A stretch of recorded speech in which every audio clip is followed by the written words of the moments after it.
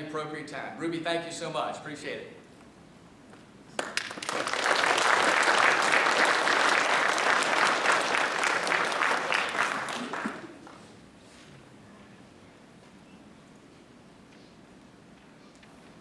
Okay, so I know some of you are very interested in our last guest speaker this evening.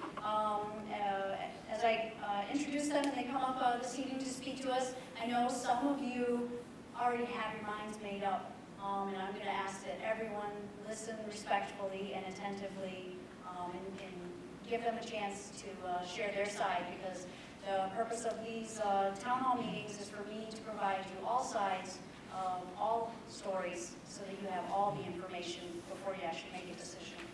So currently there are over 10,000 acres of land leased within King George County for fracking. And this evening we are very pleased to have with us Mr. Ed Dahlgren, the chairman of the Board of Shore Exploration and Production Corporation, and Mr. Kenneth Snow, who is a landman, is that the correct term? Yes, for shore exploration. And so, gentlemen, if you'd like to share your information with us, we greatly appreciate it. Yes.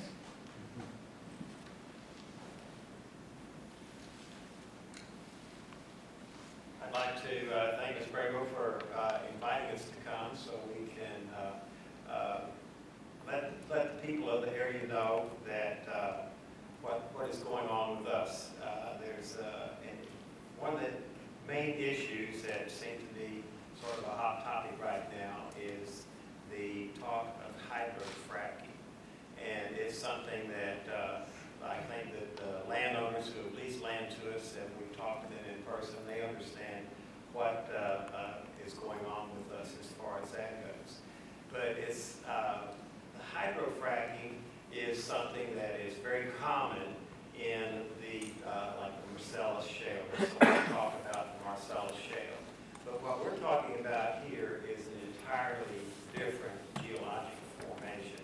The Taylorsville Basin is not a prehistoric ocean floor like the Marcellus Shale and most of the shale in the United States is a shale that comes from a prehistoric ocean floor and has a lot of salt in it. This is what would be called a Triassic Rift Basin. And what that means is during the Triassic era of Earth's history, when all the continents were together in one gigantic continent that was called Pangea, it's something the continents started breaking apart. And at this time, estimates are that the continents actually are moving apart at about an inch a year. So it's a very, very slow, very, very long process. But as Pangea started breaking apart, the places where it started breaking apart created these gigantic rift lakes or basins that filled up with fresh water. And so it's a different thing geologically than a prehistoric saltwater floor. So it's and what that has to do with fracking is that it lends itself to the newer type of fracking, which are nitrogen fracking. There's not even using water. It is not our plan to use water to do any fracking in this basin. A lot of the questions that we see come from people who say that, what are you going to do with all the truck traffic, for example, that bring in all this water and then have to take this water out? Where are you going to dispose of? Well, if you use nitrogen fracking, you don't have to do that. And it's something that if you are interested in studying what a rift basin is, there's actually one that exists on Earth today, and that's Lake Tanganyika in Africa, because if the plates continue to move apart as they are moving apart now, sometime in Earth's geologic future, Africa is going to be torn into two separate parts. Well, this gigantic rift lake is approximately 200 miles long, close to 50 miles wide, and about 2,000 feet deep. And so the studies that have been done on that, because of the configuration of the lake, the water doesn't turn over, it doesn't get oxygen to the bottom. And so with samples that they've taken, they're organic matter that dies and settles to the bottom, and it mixes with sediments that come in from streams that go that builds up in the bottom of it is extremely rich in organic matter. And sometime in Earth's distant geologic future, the bottom of Lake Tanganyika is going to have oil and gas in it. And so it's something that we have learned that this is a different type of shale than the shale that comes from a prehistoric ocean floor. And we feel that it's best served by using their gas fracks. They're called gas fracks. There's you can use nitrogen, which if you ask, well, what happens if the nitrogen gets away? Well, nitrogen is in the air we're breathing in this room right now. It's one of the natural gases of Earth that we breathe all the time. And that also another way that they're having success with in certain places is liquid propane gas, or LPG fracking. And once again, that is recovered. It doesn't require armies of trucks to come in, and it doesn't require all of the water to tons and tons and thousands of gallons of water that have to be disposed of, like a hydro or water frack does. And that brings up another issue that I just kind of, makes me sort of roll my eyes. I have seen presentation after presentation after presentation that shows horribly torn up country roads. They say this is done by traffic from hydraulic fracking. Well, that may be true, but that's something that is solved very quickly, because I was raised in West Texas, in Midland, Texas, same time as George W. Bush. However, I went to public school. He went to Midland Country Day, so I don't know him. But anyway, it is something that if you go in West Texas, or you go into counties in Texas, and you go on what there they call them farm to market roads, or these are the little county roads that are way off the beaten path. That's something that I think that's where some of the braggadociousness of Texans comes from, because those roads are better than state highways in many states that don't have the benefit of significant severance taxes from the oil and gas business. And so it is something that, while that may be the case for a time when the industry starts, but after the taxes come in and come in and come in, there's money without asking the citizens of the county to do it. It's something that I benefited a lot from the severance taxes that came from the oil and gas industry when I was in high school. I went to a state-of-the-art high school it was one of the first high schools in the country to be completely air-conditioned. It had an indoor Olympic-sized swimming pool. It had an auditorium at least twice as big as this, with big cushions, chairs that were not removable like this, but like in a theater or something. And it was just amazing. All the little town of Midland. Most of you probably never even heard of Midland, but it had a symphony orchestra with world-class performers that would come. Just all kinds of cultural things. It makes a difference of all kinds to everybody, rich and poor. Whether we lived in a house, we didn't have any land with oil on it or anything, but I saw many benefits from that growing up, from the fact that the oil industry was there. It creates jobs, it stimulates the economy, and it makes for a big difference in an area to have such significant amounts of money come in. And it's something I want to just very briefly, the president of our company sent me an email today that he said he'd like to read. I've made copies of it over here. It's a letter from him, just an open letter to the citizens around the Taylorsville Basin. He just says, it's with great regret that I'm unable to attend this meeting of concerned citizens. In the very near future, I plan to be in the area with short staff to present our plans for the area, have town meetings to discuss the future of exploration in the area, and meet with local and state officials concerning drilling in the basin. Please let me stress at this time the following points. Shore is a local company that has been a Virginia corporation since 1982. We have an office in Bowling Green And at the present time, we are currently planning to move our headquarters from Dallas, Texas to Bowling Green, and in the near future, become a completely local Virginia corporation. As that local corporation, our fundamental aim is to be a good steward of the lands that we have leased and on which we have the right to explore and produce oil and gas as granted to us by local landowners. We, above all, plan to protect the environment and do nothing that through our actions that would lead to the degradation of the environment or the pollution of any water supply in any way. I wish to point out that we consider ourselves environmentalists and consider the recent events in the oil and gas production not to be in a contradiction with the environmental cause. Because of recent large quantities of natural gas that have been found in the U.S. and because of fracking, the air quality in the United States and the state of Virginia is better than it has been in many, many years. This is because electrical power plants are now turning from coal as their source of generation to the far cleaner and now cheaper natural resource, natural gas, which is the cleanest burning of all natural resources. And then I'm going to make a jump. For time, I know we need to move on.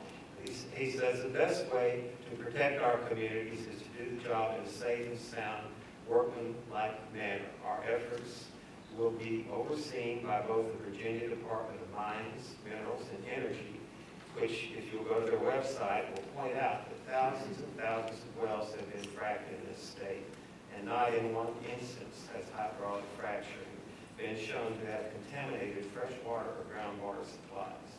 Furthermore, in the Taylorsville Basin, the DMME will be looking for recommendations from the Virginia Department of Environmental Quality, or DEQ. We will also need to support the local board of supervisors in each county. And this is something, if you study, research, doesn't take much research to find out that the environmental laws for doing any drilling for oil and gas in the coastal plain of Virginia are much stricter. The regulations are much stricter than the regulations for the mountainous west.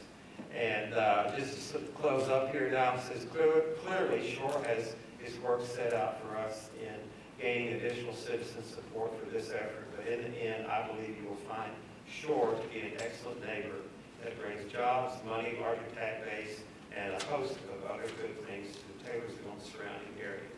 And this is Edmund Jargon, our chairman of the board.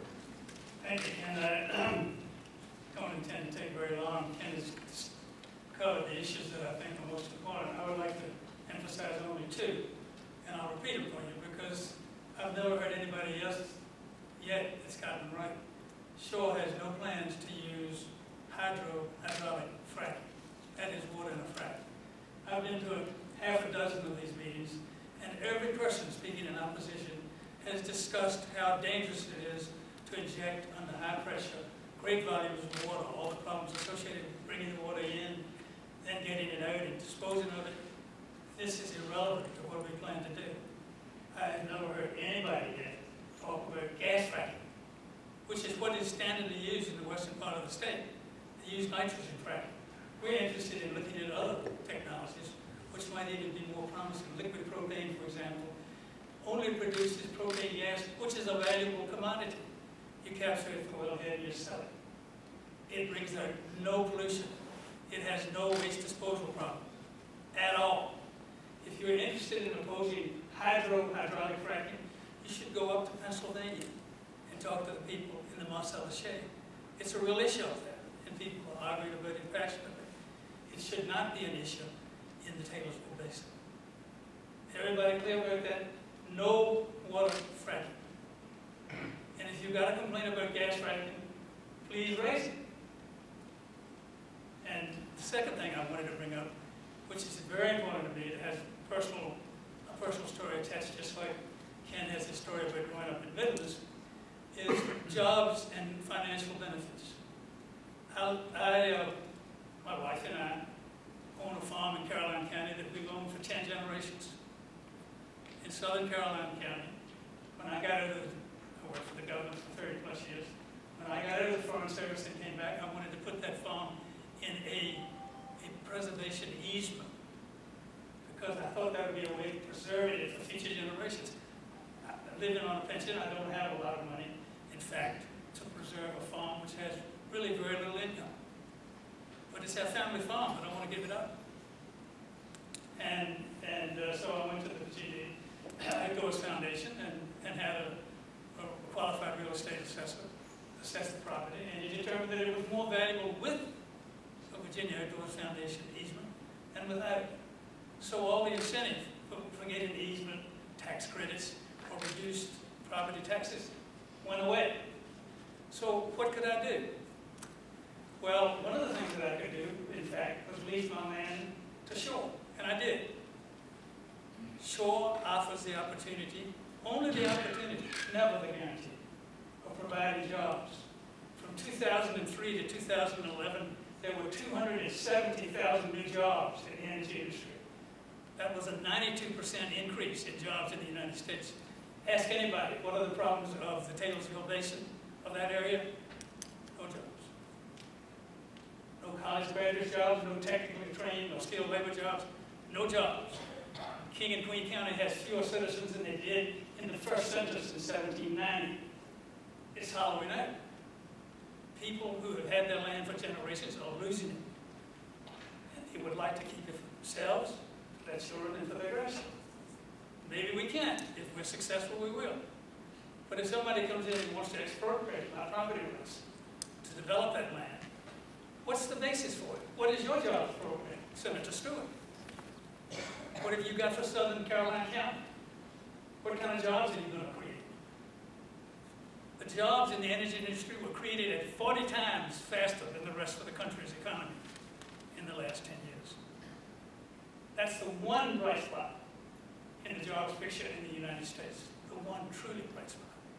And not only does it bring us jobs, but it brings financial benefits. As Ken said, there are local taxes at the county level in Virginia that go to the counties. So if you don't own land, but you are going to high school or going to grammar school, you have a chance to take advantage of those taxes with better schools, because they're substantial. Go to Western Virginia and you'll find that sometimes as much as 50% of their capital budget is supplied by the energy industry. And again, I haven't heard anybody that's complained about wastewater disposal, which is irrelevant. Remember that. Tell me what their jobs program is. So 2 things to remember. If you're worried about hydrofracking with water, go talk to somebody else. And if you want jobs, you want a chance for jobs. You want a chance for financial benefits for an economically depressed area, then you should support Shore, and you should support the opportunity for us to develop these resources. Thank you.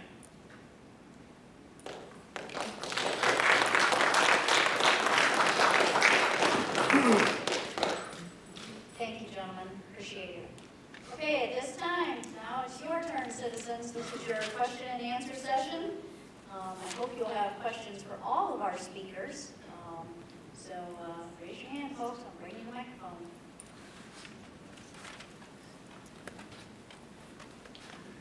I'm reading this for somebody who cannot attend today. They are curious about what you call your corporation. Do you have an annual report? What are your assets? And who are the shareholders and board of directors? There's nothing to be found, and they've been looking for 3 or 4 weeks. Please point us in the right direction. They also have concerns that there are nothing but upfront for larger companies and will be sold to Texan, Exxon, or BP, any of the above, when something is found. And also, too, then, to the base, unfortunately. One question. Well, okay, I'm sorry. I got questions for everyone. Oh, you directed it at me, Mr. Trump? Yes. All right, well, I'm sorry, I'm a little deaf and I didn't hear what you said. Okay, I can So let repeat me it. go over there and stand next to you. Okay. And then you don't have to shout. You can just tell me. You can read it to me if you You're want. right, that's what I have to do. Yeah, okay. And my phone turned off. Okay. They're curious about the corporation. Do they have an annual report? What are their assets? Who are the shareholders and board of directors? Is there anything to be found on them? I've been looking for 4 weeks. I have concerns that there are nothing but an upfront for the larger companies, basically being sold then to BP, Exxon, when something is found, and that you're just basically a brokerage. Yeah, well, we're not basically a brokerage. I can answer part of those questions. There are 5 directors. We've had as many as 7. We are currently, 2 of the directors are people who live in Caroline County, or who will live in Caroline County. And, I'm sorry. 2 of the directors are people that live in Caroline County, or who will live in Caroline.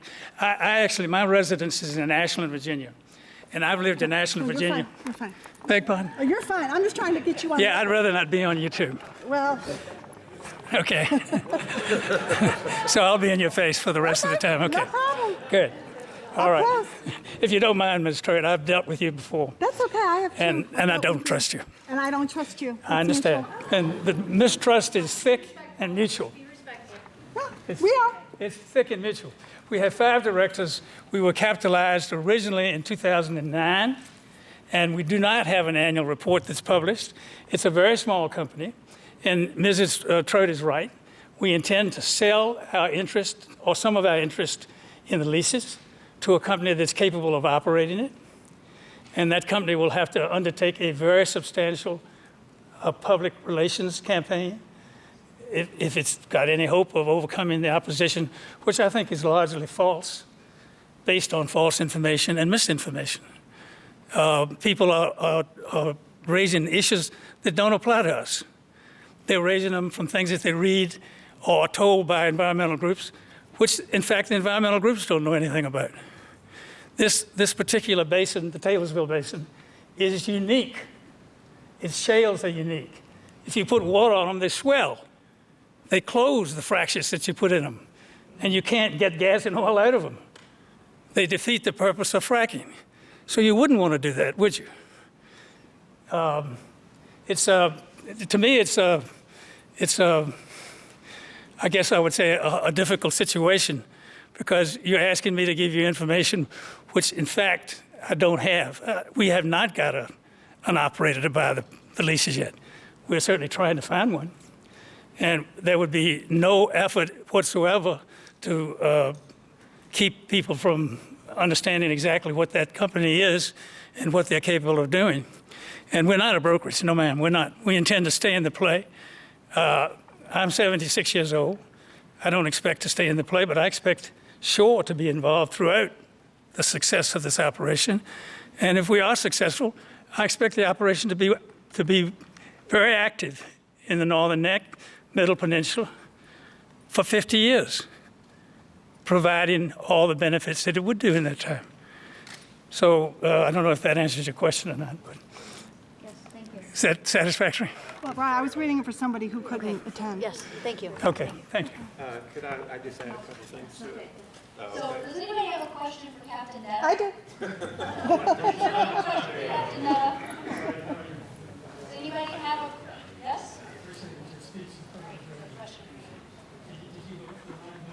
Hi, it's just a quick question. I was wondering, currently I believe the A gate is open 2 lanes inbound from 6 to 9. Have you looked at the 9 to 10 period? Because sometimes there's still delays that maybe 20 or 30 minutes at A gate between 9 and 10. No, only in the sense that we've picked out different, because of scanning procedures, and guys has provided that that is when we do random, or we are allowed to do completely 24/7 scanning. When we look at the peak times, even 6 to 9, that's when the most traffic flows. And I believe E-gate is open 6 to 9:30 or 6 to 10 right now. And so we have to look at adjusting that problem, because what I'm doing then is keeping 2 lanes inbound. Another hour of people have to go through E-gate. Thought about it, but not to the level of even real consideration. Oh, no, go ahead. People know it's amateur. Anybody have a question for Congressman Wittman? Yes, you can.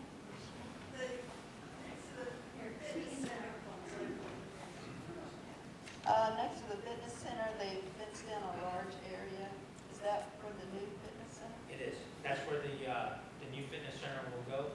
So what they'll do is where the current fitness center is, once the new one is up and running, they'll demo the old one as part of the mandated reduction in